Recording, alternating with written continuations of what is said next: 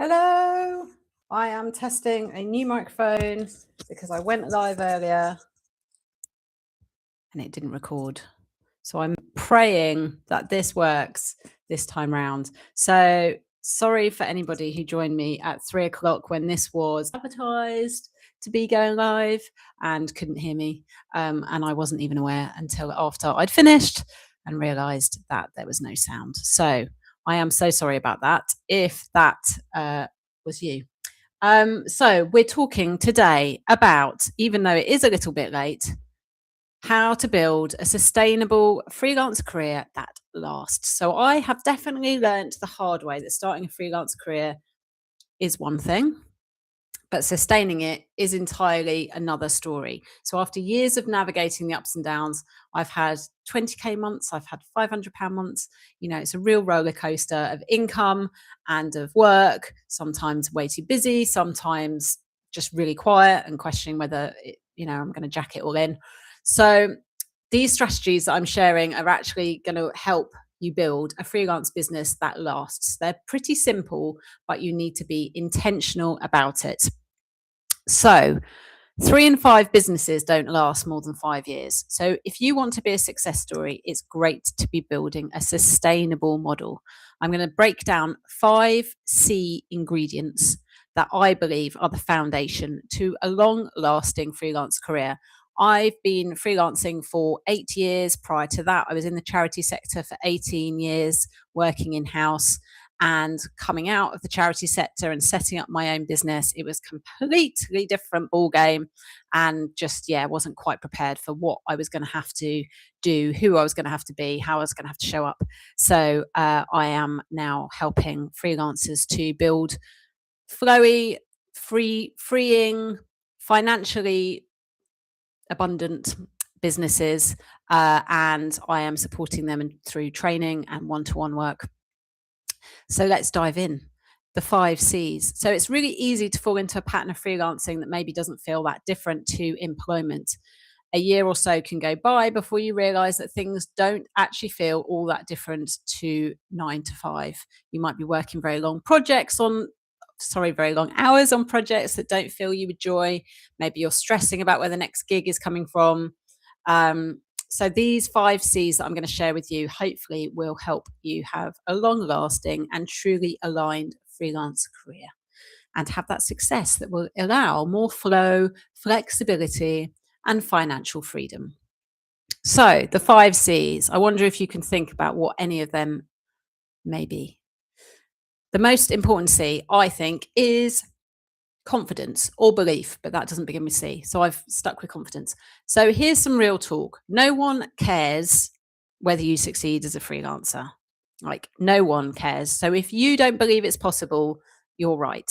You're going to need confidence to position yourself as an expert who people really want to work with. You're going to need confidence to sell yourself, to be visible, to promote what you're doing, to build new services while you're delivering your existing ones.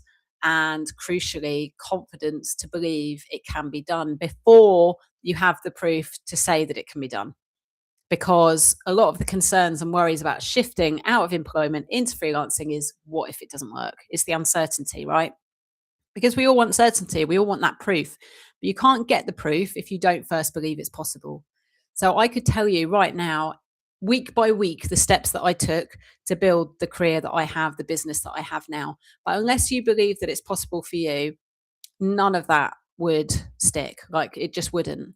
So, the stressing about the money, the carrying on despite there being a couple of really dry months, the kind of believing that I can earn more than I did in-house, unless you believe that can happen for you, it's really pointless. If you focus on it not working, that will be your reality.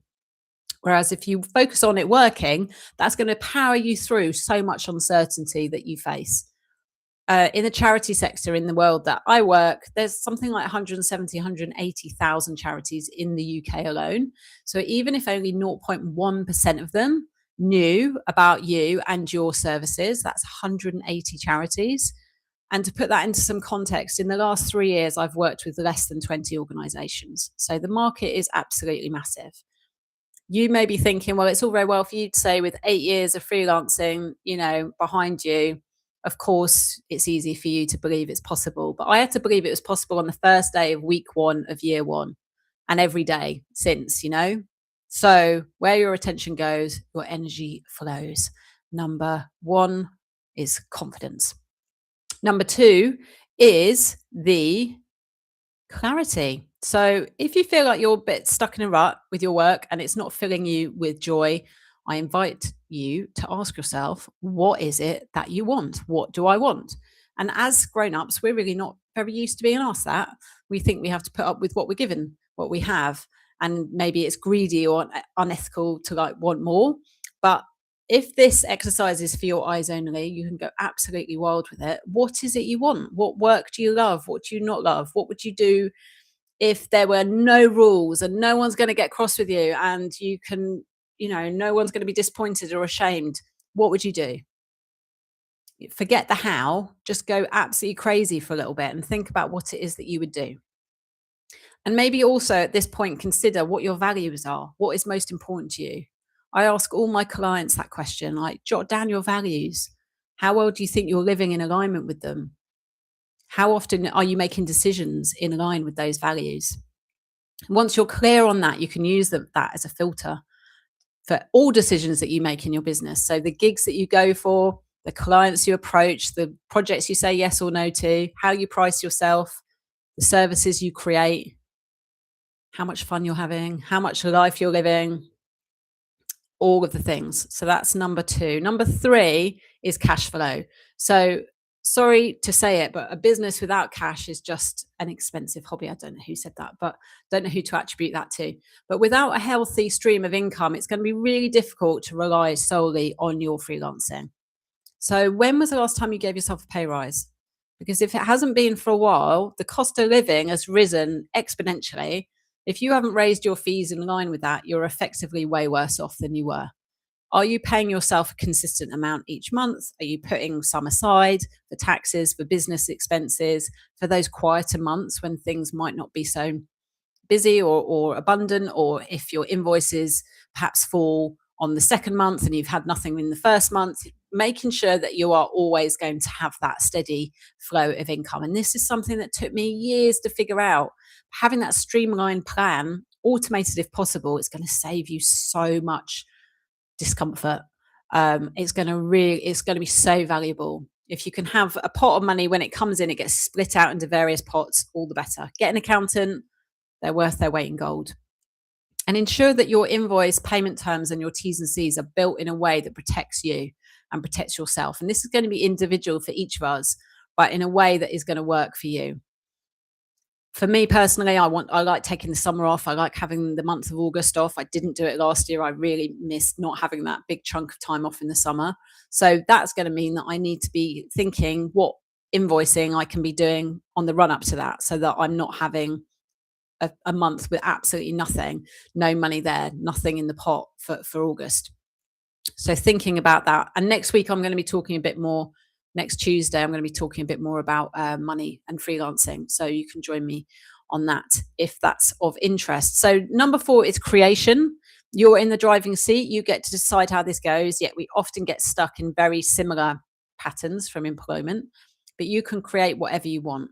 So just because you've seen the way that it's been done before doesn't mean that you have to do it in that way. I used to think I had to do consultancy in a very similar routine kind of way to traditional perhaps way to how I'd seen consultants work before in the charity sector, but it didn't fill me with any joy. It wasn't really what I wanted to be doing. And as a result, I really struggled to get myself out there and promote it. I didn't want to talk about it.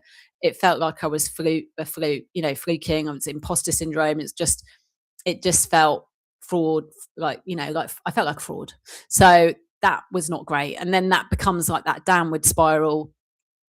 It's not working. No one wants to hire me, etc. Might as well go back to 9 to 5. So give yourself permission to experiment and try new things, and be a bit playful with this as well. You can test stuff, try out some new things. The amount of things I've tried out that have never really seen the light of day, or maybe, just absolute tumbleweed when I've put them out there and I've just quietly sort of put them to one side. But you can have a bit of fun with this. So building offers that feel exciting and fresh and new and energetic and so irresistible that you can't not talk about them, that's, you're going to find it so much easier to kind of promote, but you have to believe it first. So that's number 4. Number 5 is consistency, the fifth C. So this is not a once and done arrangement. You have to keep showing up over and over and over again on the days that you're fed up, on the days that you didn't get a contract you'd pinned your hopes on days you're worried about a big tax bill, especially when you don't know what's around the corner. Like, you have to keep showing up. And I'm not talking about that toxic positivity of just pushing through until you're burnt out at all. But having the systems in place so that when you do have those down days, which, we all will, we're all human, we're going to have days like that. It's not all going to be sunshine and roses, that you have systems in place so that you can get back on that horse and you can just dust yourself off and pick up where you left off. So it's really not about making those big, gigantic changes in your business, your work, your life, not throwing everything out, changing your whole website, upgrading all your systems, changing your clients, upping your prices. That you don't need to be doing all of the things all at once, like at all. But it may just be as simple as like, I'm going to commit to getting up 30 minutes earlier for the next 30 days. And with that 30 minutes, I'm going to go on a nice early morning walk, or I'm going to reach out to 5 clients every day, or follow up with 1 lead a week, or post something on LinkedIn. So it's a small 1%, 1 degree shift. But if you do that consistently every single day, committing and recommitting to your vision and what it is that you want to build, you are going to have like really different results in 30, 60 days, 3 months time. So this is why it's so important to remind yourself what your values are, what your North Star is, and why this is so important to you. And being kind to yourself when things aren't perfect, picking yourself up and going again. It's all about that sowing seeds and trusting that those seeds will flourish and will grow and thrive when they're ready, and you're going to reap the benefits of that when that happens, as will your clients with your wonderful service that you're providing. Not comparing yourself with others. That's really, really key. The only person you should be comparing yourself with really is yourself. From yesterday, have I done a better job than I did yesterday? Have I done what I said I was going to? Am I acting in alignment with who I want to be, who I need to be in order to create what I want to create? Am I taking radical responsibility for who I am being and how I'm showing up? So, quick recap. The 5 C's are confidence, clarity, the cash flow, creation, and consistency. And that is all for today. I will be back next Tuesday. I'm going to be talking about how your money stories might be sabotaging your success as a freelancer. I hope you will join me. I really hope the sound has worked this time. Thanks for watching. I appreciate you, and hope to see you next week.